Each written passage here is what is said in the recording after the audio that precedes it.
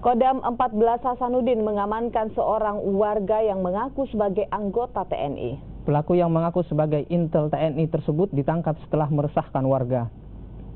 Nur Wahid, warga Kabupaten Goa ini terpaksa diamankan oleh anggota Denintel Dam 14 Hasanuddin setelah mengaku sebagai anggota intel TNI berpangkat Sersan Mayor.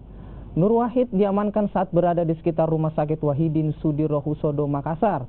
Dari pengakuan pelaku, dirinya sengaja menjadi anggota TNI gadungan lantaran ingin disegani dan juga lebih memudahkan untuk mempengaruhi warga. Pelaku pun dibawa ke Mapolsek Tamalandrea untuk penyelidikan lebih lanjut.